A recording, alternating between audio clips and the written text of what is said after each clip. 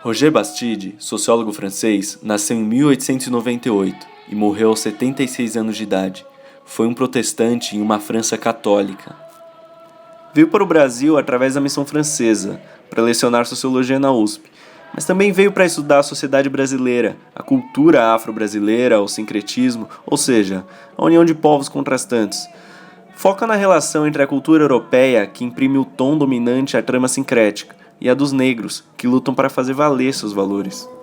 Além da sociologia, da antropologia e da psicologia, estendeu-se a psicanálise e a psiquiatria, a filosofia, a moral, a literatura e as artes, mas retratava todas a partir de uma visão sociológica. E essa relação entre as produções brasileiras e a sociologia era o ponto essencial de seus estudos.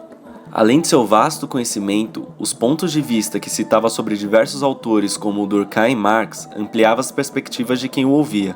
Seus 16 anos como professor no Brasil alteraram seu percurso como autor, que redefiniu suas teorias. Roger se tornou iniciado em candomblé, tanto que uma de suas obras mais importantes deixadas foi O Candomblé na Bahia.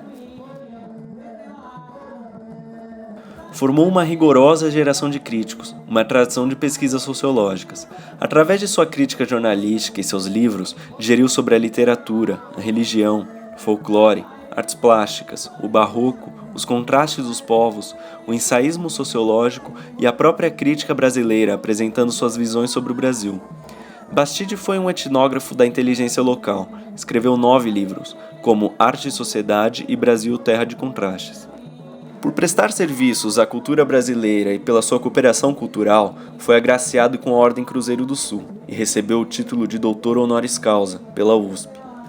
Para estudar a sociedade brasileira, Roger focou no modernismo, em seus artistas e suas obras.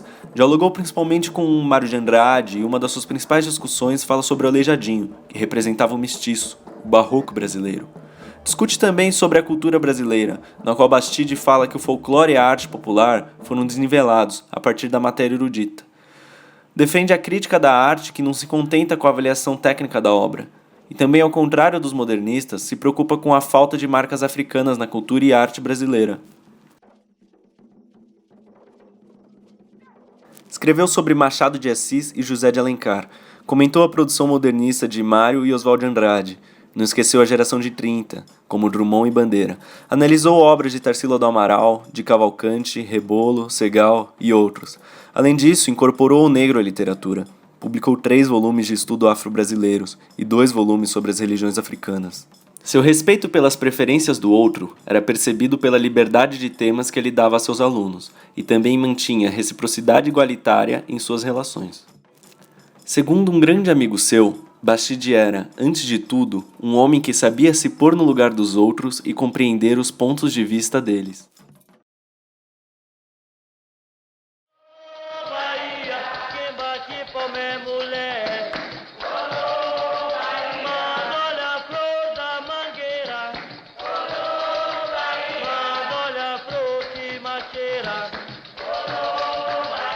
Como o Bastide dialogou sobre diversos temas, eu focarei em seu artigo Sagrado Selvagem. Em seu ensaio Sagrado e Selvagem, Bastide fala sobre o transe na sociedade tradicional e ocidental.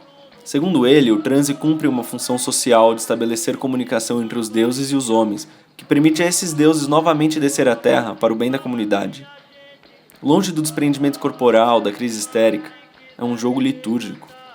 Tanto na cultura africana quanto na afro-americana, ele é domesticado, ou seja, controlado para ser utilizado a favor dos homens. Seu controle responde a um conjunto de razões que são tanto de ordem social quanto religiosa. A primeira razão é: o transe é um chamado divino, é um ritual, e todo ritual é a comemoração de um mito. No corpo do candidato são instruídos gestos estereotipados, que são ditados pelos mitos e se repetirão em todos os rituais. A segunda razão é a importância do sentimento de vergonha que essas sociedades têm em relação aos olhos do outro, do cristianizado. Há um código de boas maneiras a ser seguido. Por exemplo, na África, transes violentos são mal vistos. O transe geralmente toma uma forma muito calma, praticamente imperceptível a pessoas não habituadas com a cultura.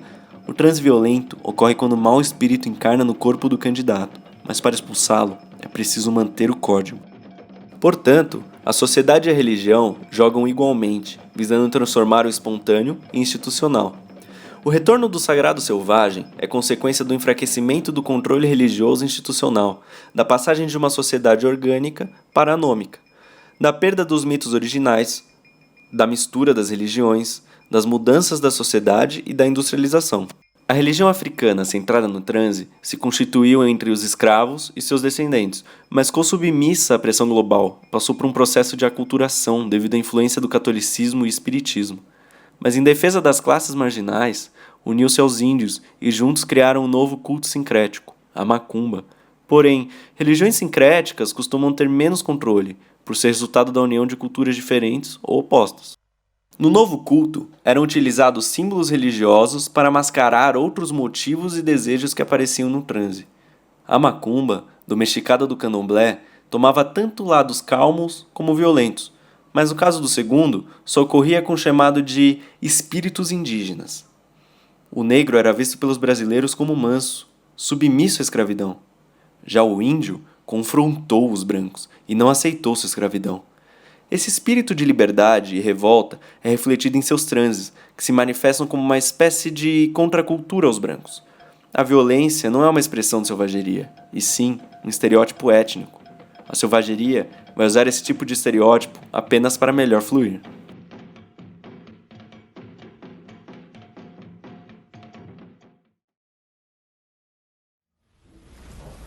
Claro, eixo!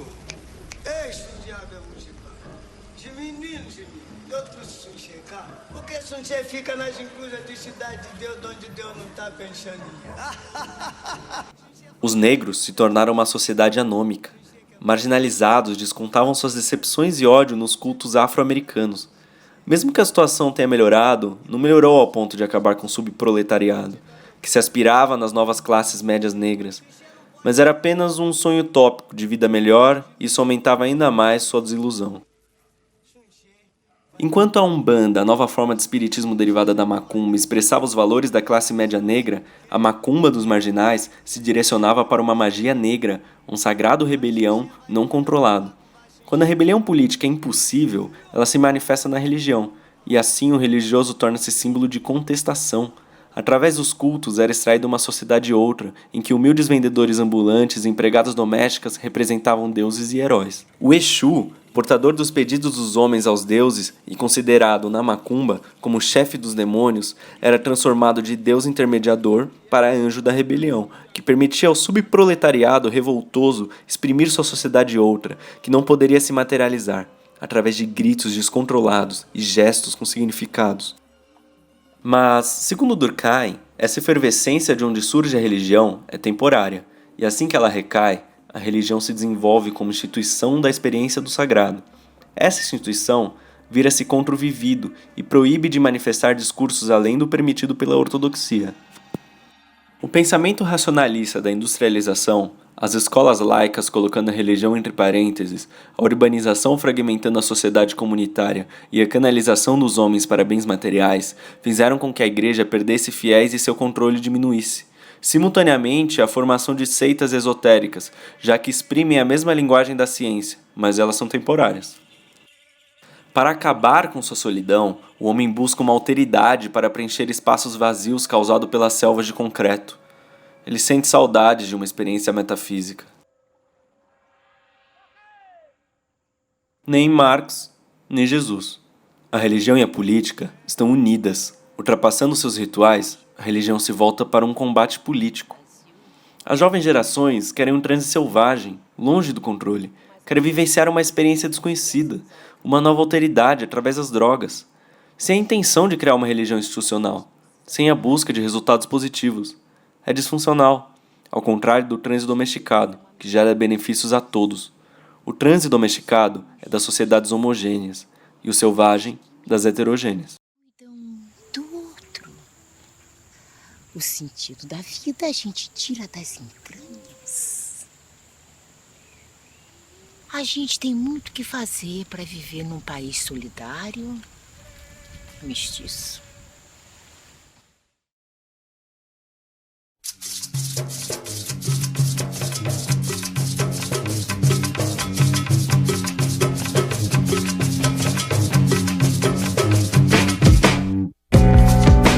mais chiclete azeda. Chama o Samu e ensina pra esse comédia.